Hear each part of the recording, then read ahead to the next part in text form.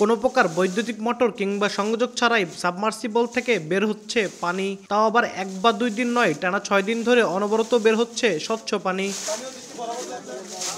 Submersible পাম্পের পাশে আছে গ্রামের অর্ধশত বছরের পুরনো মিয়ার ব্যাটার মাজার। তাই বৈদ্যুতিক কোনো সংযোগ ছাড়াই পাম্প থেকে অনবরত পানি বের হওয়ার ঘটনাটি লৌকিক নাকি অলৌকিক, এ নিয়ে গ্রামবাসীদের মধ্যেও তৈরি হয়েছে কৌতূহল।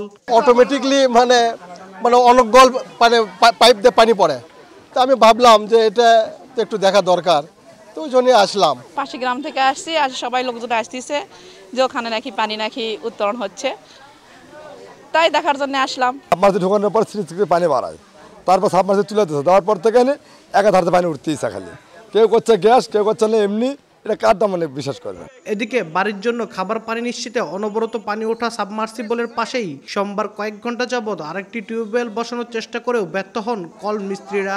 নগদের কাছে সব গ্রাহকই প্রিয়, তাই তো সারা দেশে ক্যাশ আউট চার্জ সবচেয়ে কম। এখানে সাবমার্সি করার জন্য পর কয়েকদিন পাইপটা গোয়িং করার পর হয় না, তারপরে শেষের দিন এখানে আবার করার পর ওরা সেট করে পাইপ দেওয়ার পর এখান থেকে চিকন পাইপ দিয়ে আগে পানি বলল, চিকন পাইপ দিয়ে পানি পড়ার পর ওই পানি তুলে নেওয়ার পর মোটাটাই দিয়ে পানি পড়ছে। এখন ঘটনাটি ঘটেছে বগুড়ার গাবতলীর বুরুজ গ্রামের অবসরপ্রাপ্ত পুলিশ সদস্য জাবেদ আলী ও তার ভাই আলতাফ হোসেনের বাড়িতে। সামাজিক যোগাযোগ মাধ্যমে অনবরত সাবমার্সিবল থেকে পানি বের হওয়ার খবর ভাইরাল হওয়ায় প্রতিদিন শত শত মানুষ ভিড় করছেন। সাবমার্সিবলের ভেতরে দেওয়া হয়েছিল, বুঝছেন, ওই সাবমার্সিবল এমনি পানি পড়তেছে, হ্যাঁ এমনি পানি পড়তেছে।